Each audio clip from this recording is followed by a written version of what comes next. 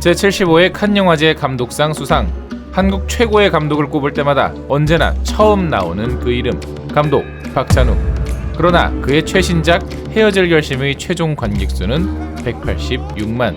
출연 배우와 감독의 유명세치고는 터무니없이 작은 관객수죠. 흥행면에서 여전히 아쉬움이 남는 건 사실인데요. 그러나 박찬욱 감독은 22년 전 공동경비구역 JSA로 500만 관객을 돌파한 이후 단 한 번도 500만 관객을 넘어본 적이 없습니다. 그의 영화가 해외 영화제에서 수상을 해도 전 세계 팬들이 그의 영화를 사랑해도 왜 그는 단 한 번도 1000만 감독이 되지 못한 걸까요? 박찬욱 감독이 1000만 감독이 되지 못하는 이유, 그리고 한국 영화의 문제점 1편을 시작합니다. 너나 잘하세요.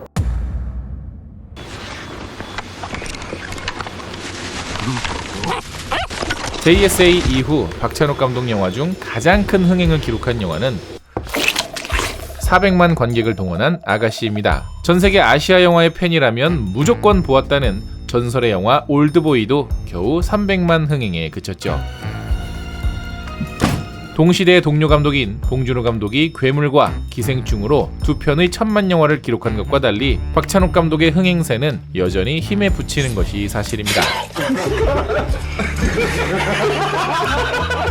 스타일리시한 연출과 알쏭달쏭한 대사들. 그 새끼는 찾았어? 죽였어? 바빴어. 맛있는 걸수록 뒀다 먹는 그런 맘? 그리고 독특한 설정들까지.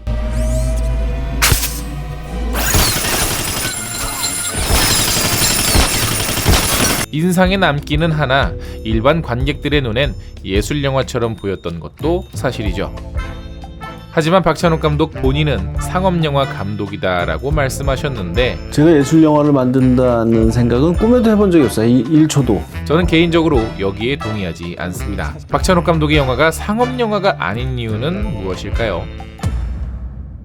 상업영화에서 가장 중요한 것은 바로 세일즈 포인트입니다. 여기서 세일즈 포인트란 크게 두 가지 의미로 나뉘는데요. 하나는 투자자들에게 투자받기 위한 세일즈 포인트, 즉 우리 영화는 누가 감독하고 어떤 배우가 출연한다 라는 포인트입니다. 이를 토대로 예상 관객 수요를 정하고 예상 수익을 만들어낸 뒤 투자를 받죠. 두 번째 세일즈 포인트는 관객들을 극장으로 불러올 수 있는 매력을 말합니다.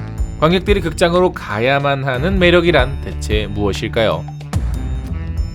극장 경험입니다. 최근에 이 표현을 많이 들어보셨을 건데요. 탑건 매버릭은 반드시 극장에서 봐야 한다는 조건이 먹혀들어 총 816만 관객을 동원했습니다. 쉽게 말해 극장에서 봤을 때 관객을 만족하게 할 수 있는 조건인데요.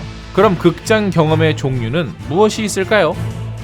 화려한 영상, 스펙타클한 액션, 살 떨리게 만드는 음향 효과, 웅장한 음악, 고화질 아이맥스 카메라, 몸을 사리지 않는 스턴트,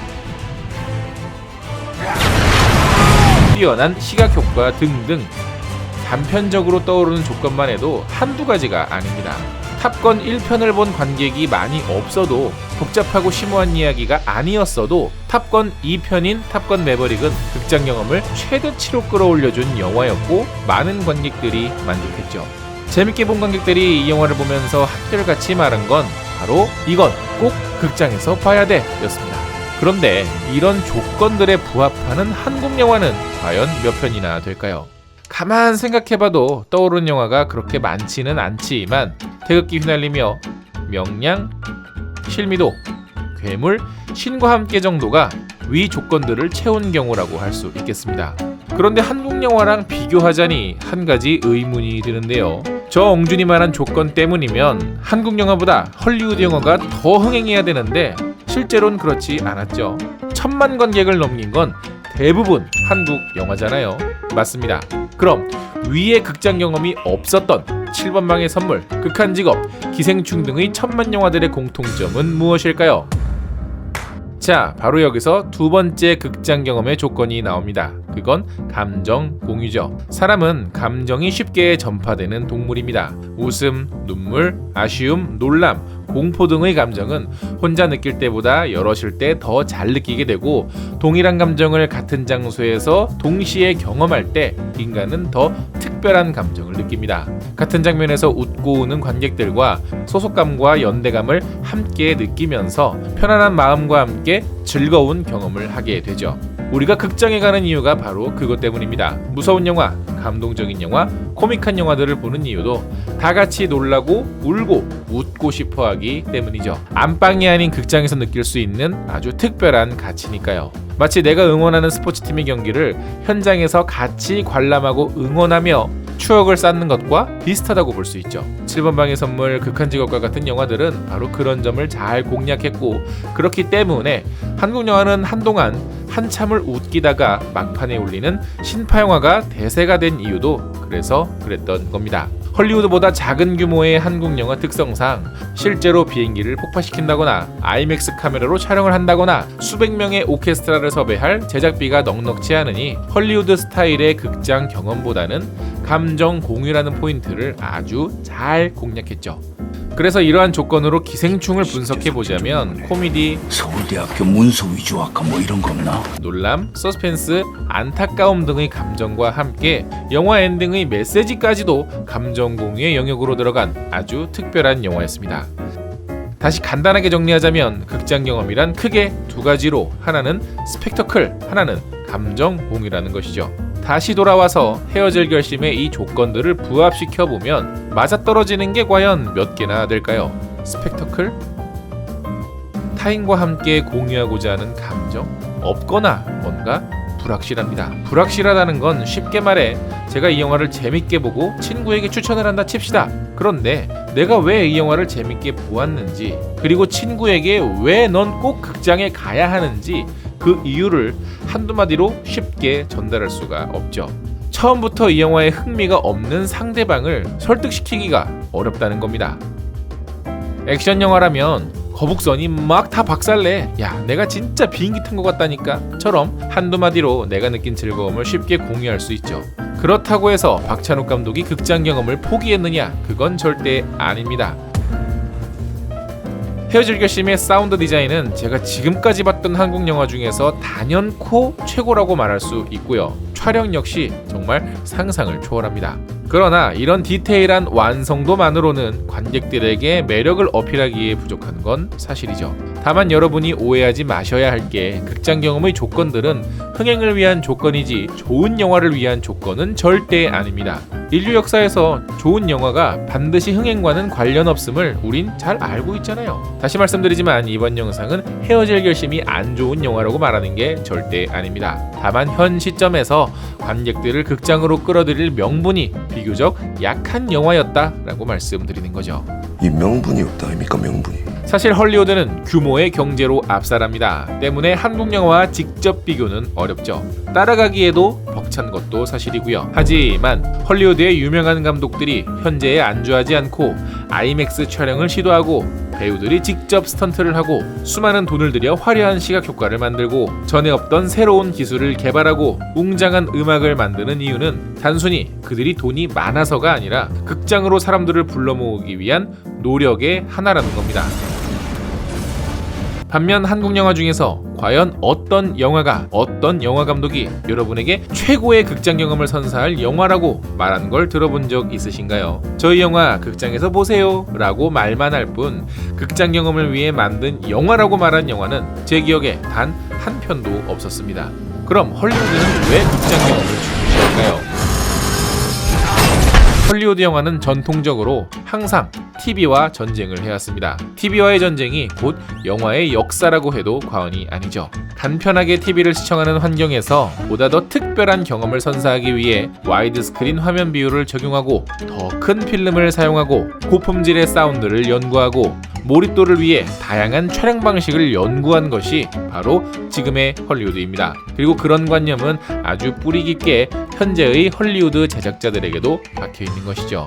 그러나 한국 감독들 중에서 저는 아이맥스 촬영을 시도했습니다. 전에 없던 새로운 기술을 개발했습니다. 라고 말하는 감독이 있었었나요? 이쯤 되면 헐리우드와 한국의 제작비 차이가 얼만데 대체 그럴 수 있느냐라고 되물으실 수도 있습니다. 그런데요, 영화 전체가 아이맥스 포맷으로 촬영되었던 영화 레버넌트도 필름 아이맥스 카메라가 아니라 디지털 아이맥스 카메라였습니다. 그 장비는 우리도 구할 수 있어요. 게다가 최근 한국 영화 제작비는 헐리우드 수준에 버금갈 만큼 높아졌습니다. 헤어질 결심만 하더라도 제작비가 100억이 넘고 똥망작 카터도 300억입니다. 외계인은 330억, 비상선언 300억, 한산 280억, 승리호 240억, 헌트 200억. 헐리우드 영화 제작비로 치면 대략 2천만 달러에서 3천만 달러 사이인데 우리가 어벤져스나 탑건, 아바타급의 블록버스터 영화들 제작비에 익숙해서 그렇지 헐리우드 영화 중에서도 중소규모 영화들과 크게 다르지 않습니다. 미국과 기본 인건비, 스튜디오의 규모가 다르긴 해도 더 이상 제작비가 모자라서 어쩔 수 없었다고 하기엔 이제 한국 영화의 규모도 상당히 커진 것 또한 팩트죠. 특히 적은 제작비로 큰 흥행 수익을 남기는 대표적인 영화사인 블룸하우스의 SF 액션 영화 업그레이드의 제작비가 약 60억 정도인 걸 감안하면 고개를 갸웃하게 만듭니다. 그래서 한국 영화를 보시는 관객 중에 대체 이 영화가 어째서 100억이 넘게 들었냐고 따지듯이 묻는 관객들도 있죠. 얼마 전 아바타 물의 길 스페셜 영상 상영회에 다녀왔습니다. 그곳엔 타이타닉과 아바타의 제작자인 존 랜도가 직접 방문해 많은 이야기를 들려줬는데요. 그중 가장 인상 깊었던 대목은 아바타 2편을 만들기 위해 오랜 시간 새로운 기술을 개발하고 연구한 끝에 13년 만에 속편이 나온 것이고 And we want to spend every minute of time we have to put the best possible experience up on the screen. 그 사이 극장 기술도 발전했으며 특히 한국은 4DX, 스크린 X 같은 상영 기술이 앞서는 나라라고 말했다는 것입니다. 전자는 제작자들이 아바타 흥행에 안주하지 않고 새로운 기술을 개발하기 위해 노력하는 그들의 태도를 알 수 있었고요. 후자는 한국의 상영 기술도 이젠 매우 뛰어난 개성을 가지고 있다는 것입니다. 그러나 제대로 이 상영 기술을 활용하는 영화를 만든 감독은 몇이나 될까요? 지금도 촬영 현장에서 편집실에서 어떻게 하면 4D로 볼 때, 아이맥스로 볼 때, 스크린 X로 볼 때 더 효과적으로 느낄 수 있을까? 고민하는 감독은 몇이나 될까요? 제가 오늘의 영상을 통해 말씀드리고 싶은 건 이제 한국 영화 제작자들도 좋은 이야기만 찾고 유명한 배우만 캐스팅할 것이 아니라 어떻게 하면 관객들에게 최고의 극장 경험을 선사할 수 있을지 그 고민을 해주셨으면 하는 바람입니다. 그냥 영화니까, 영화는 극장에서 봐야 하니까, 그게 당연한 거니까 라는 고리타분한 주장 말고 관객들이 생각할 때 나를 극장으로 가게 해야 하는 그 이유에 대해 진지하게 고민해 주셨으면 좋겠습니다. 마지막으로 관객들이 헤어질 결심을 선택하지 않은 또 다른 이유가 있는데요. 그건 바로 티켓값이죠. 이젠 극장이 비싸졌습니다. 단순히 티켓값만 오른 것이 아니죠. 극장에 가기 위해 지출하는 비용도 커졌죠. 영화 한 편을 보기 위해선 이제 우리는 많은 고민을 하고 그 어느 때보다 심사숙고해질 수밖에 없습니다. 맘 편하게 시간 남는데 영화나 한 편 보자, 이렇게 쉽게 선택하는 시대가 아니라는 거죠.